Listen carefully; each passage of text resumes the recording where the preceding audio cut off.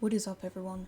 So I'm going to be showing you the dungeon that you need to farm more, because this has boosted my account so much since I started farming it, and that is the Sand Devil Necropolis and Phantom Shogun's Grove.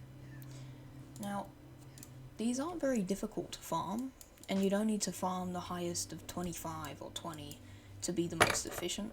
I found that farming stage 11 or wherever you can farm is fine. But yeah, you are not farming these enough, and I'll show you why. So if we have a look at my He-Man, some if not most of his gear is 2-star and up ascended, and you're seeing this why. An extra 1,000 or almost 1,000 HP there, and then 800 HP there. Defense percent, defense. Same with Phantom's Grove. Now I'm not going to calculate this, but I'm going to guess it's a boost of about 2,000 HP and 200 defense and 4 resistance respectively. But they make such a difference in gear. I would even go as far as to say that farming Sand Devil and Phantom's Grove is as important as farming glyphs. So let's go and have a look at what teams I use. So firstly, how are we going to tackle the Phantom's Grove? Let's just remove everyone here. Well, I don't think it would come to a surprise to anyone, but Ninja is key here for farming the higher stages. So is Godseeker and Neri, but I do not unfortunately have her. But if I did have her, then I would have her and Ninja just duo farm this. But if you do have her, her and Ninja are amazing. You could use her and a lot of other people, maybe her and Draxstar, or maybe her and Geomancer, but it will be a lot slower. Some other great champions are just anyone that does a lot of damage. So just maybe for that, for you that will be a KO, but for me that is a He-Man. And then someone that has Ally Protect. Now you don't need a Krisk specifically, but anyone that can put Ally Protect to just survive longer is great, and same with anyone that has heals. But for me, I have a leveled Ninja, so I'll just put in a Geomancer. Now what I want you to take away from this is damage, HP burn, and survivability. Now, I also have to give a big shout out to someone that is very, very good at countering this dungeon, which is a blue Muckstalker. I do not have him, not even leveled. You can just take him to 50. He is amazing because he has a permanent uptime on sleep, which is of course the best way to beat Sand Devil, which is putting it to sleep, because effectively it can never take turns if it's asleep. But of course remember that you'll get hit at the start of the fight, so you will have to be either tanky or have some revivers on the team to survive that initial big hit.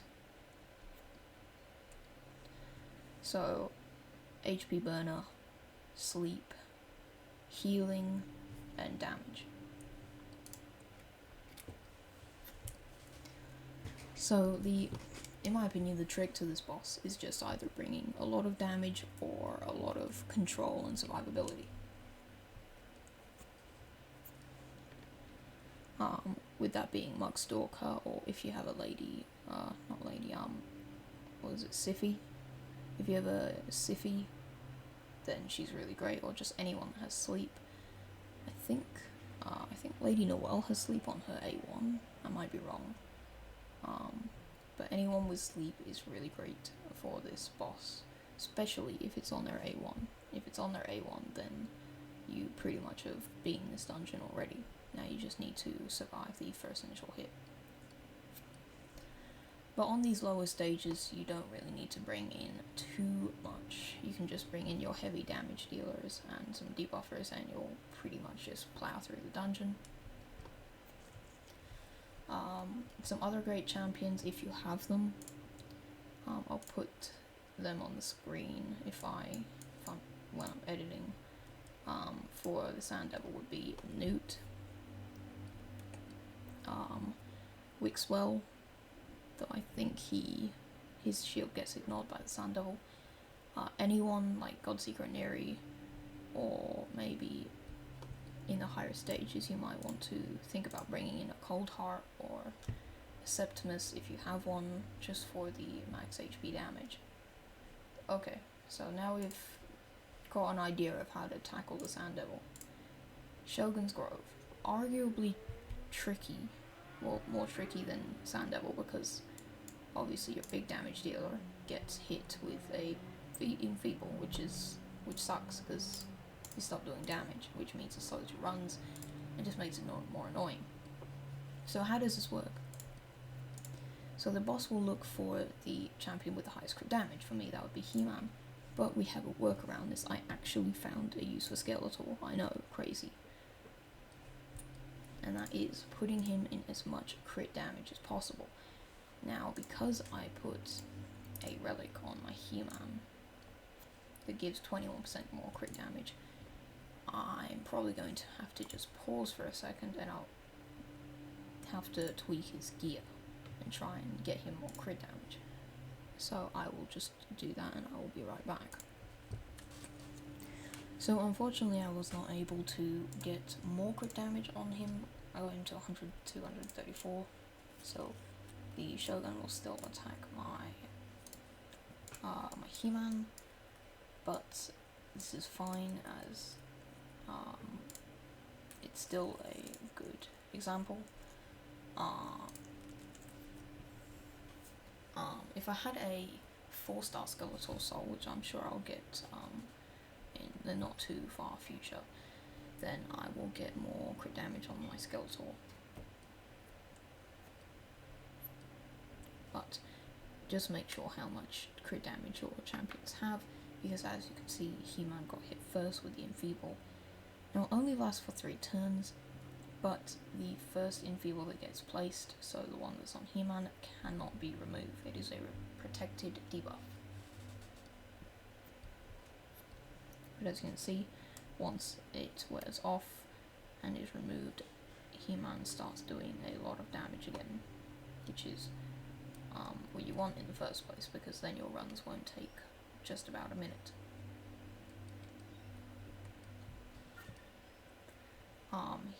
So this is really the trick to beating the Shogun, is having one champion just tank the Enfeeble, and then lots of damage healers. And making sure to keep their crit damage under the champion that's going to tank the Enfeeble.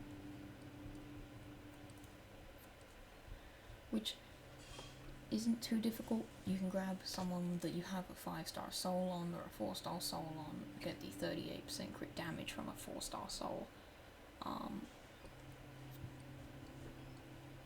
and then all you have to do is just make sure that you give them high crit damage, and that's pretty much it.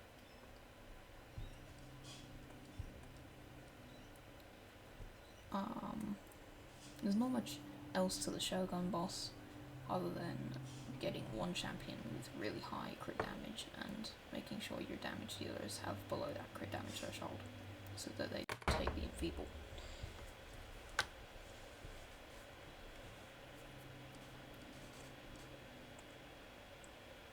Alright, and that's the way to beat the Sand Devil and Shoguns, or at least the way I beat them. I think it's not too difficult to do, and everyone should be doing it, because you are missing out on so many stats on your gear.